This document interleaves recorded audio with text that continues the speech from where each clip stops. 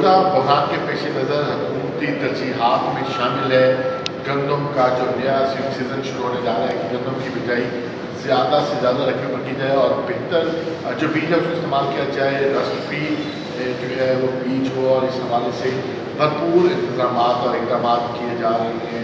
South Punjab में किस कदर जो गंदम की बिजाई है वो एक्सपेक्ट की जा रही है कि कितना ज़िले काश्त पे पहुँचता होगा, तो उसकी ख़ास बात है उसकी बीज के हवाले से जो है वो क्या इकदाम किए जा रहे हैं। हमारे साथ मौजूद हैं secretary agriculture south Punjab Saqib गंदम के बहरान से बाहर आना है और भागलपुर, खानेवाल, मुल्तान, मुजफ्फरगढ़, गाजीपुर, लिया तमाम इलाकों में जो है वो गंदम काश्त होती है। बीज के क्या इंतजाम हैं और किस तरह का बीज जो है वो लाया जा रहा है? Thank you very much. हमारे पास इस वक्त सफिशेंट अमाउंट में बीज मौजूद है पब्लिक सेक्टर और प्राइवेट सेक्टर दोनों के पास।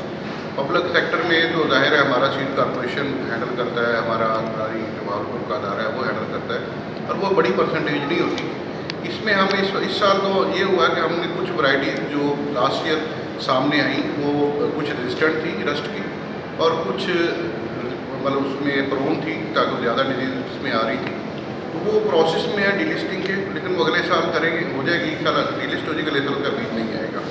इस साल जो हमारे पास बीज मौजूद है वो हमारे पूरे साउथ पंजाब के लिए मोर देन सफिशेंट है, बल्कि हो सकता है बाकी जगहों के लिए भी, यहाँ क्योंकि आपको पता है कि सारा 80% बीज जो है वो हमारे एरिया में तैयार होता है पूरे पाकिस्तान के लिए, तो डेफिनेटली वो दूसरे एरिया में भी जाएगा, पंजाब के बाकी एरिया में जाएगा, साउथ पंजाब में आता है बीज का प्रॉब्लम नहीं है। तो उस बीज की कीमत के हवाले से क्या तय किया गया है और उनकी फराहमी के लिए, क्योंकि मोस्टली बीज जो है वो काश्तकार खुद अपने घरों पर उनके तैयार होता है, लेकिन उसको वैल्यू एडिशन उसको बेहतर किस तरीके से किया जा सकता है, क्या इस हवाले से क्या टेक्निकल एडवाइजरी जो है वो दी जाती है? ये आपका बहुत अहम क्वेश्चन है और बनाने का तो टाइम है कि जो बीज मौजूद है उसको कैसे, बल्कि इवन मैं तो ये सजेस्ट करूँगा जो आप बाहर से लेते हैं ग्रोथ, इवन प्राइवेट सेक्टर से, इवन पब्लिक में तो हम कोशिश करते हैं कि उसे सारे को पहले जहर रूट कर दें। तो इसमें गंदम की फसल में 3-4 चीज़ें हैं। पहली बात ये कि आप बीज जो है उसको जहर लगाएं, वो आपकी 4 या 5 बीमारियों को प्रोटेक्ट करता है। उसके बाद दूसरे स्टेप पे आपने सोइंग टाइम क्या है, अगर आपने 1 से 15 तक सोइंग कर ली, 1 नवंबर से 15 नवंबर तक, तो इसमें हमारा लास्ट ईयर का तजर्बा ये बताते हैं कि उसमें बीमारी ना होने के बराबर है। और अगर आपने 30 तक भी ले गए तब भी बहुत कम चांसेस हैं, लेकिन 30 नवंबर के बाद दिसंबर के महीने में जैसे लेट करते जाएंगे वैसे बीमारियां बढ़ती जाएंगी, रस्ट बढ़ता जाएगा और आपकी यील्ड कम होती चली जाएगी। इसका तीसरा जो इम्पॉर्टेंट चीज़ है फर्टिलाइज़र का इस्तेमाल कब करनी है कब नहीं करनी, ये इंपॉर्टेंट होता है। वो माहौल के मुताबिक हमारे फील्ड ऑफिसर्स को हम पूरी ट्रेनिंग प्रोग्राम उनकी जा रही है। चौथी बात इरीगेशन की होती है, पानी कब लगाना है कब नहीं लगाना है।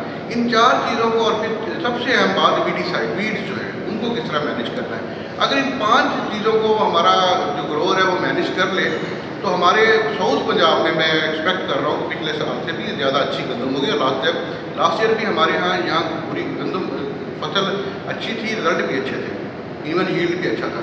तो मेरा ये ख्याल है कि इसको सारों को हमने इकट्ठे करके वीड कैलेंडर बना दिया है जो पूरे साउथ पंजाब में सर्कुलेट भी कर दिया गया है, हमारे ऑफिसर्स के पास मौजूद है, हमारे फेसबुक पर सोशल मीडिया को भी हम इस्तेमाल कर रहे हैं, आप लोगों को भी हमने पहले दिए। तो हमारा ये इसमें तमाम चीज़ें हमने उस वीड कैलेंडर में डाली हैं और अपने फील्ड स्टाफ की ट्रेनिंग कर रहे हैं ताकि वो लोगों को बता सकें। और होपफुली जो सबसे बड़ा, अगेन मैं कहूँगा सबसे बड़ा जो इसमें अहम पॉइंट है वो ये आपका सोइंग टाइम। अगर आपने 1 नवंबर से 30 नवंबर के दरमियान सोइंग कर लेंगे तो आपकी वीट बहुत बेहतर होगी और बाकी मैनेजमेंट आसान। जी बिल्कुल, 1 नवंबर से 30 नवंबर तक के दरमियान जो फसल काश्त की जाएगी गंदम की, उसमें बीमारियाँ भी कम होंगी और वो बेहतर पैदावार देगी। और टेक्निकल एडवाइजरी फ्राहम करने के लिए महकमा ज़राअत की तरफ से भरपूर इंतजाम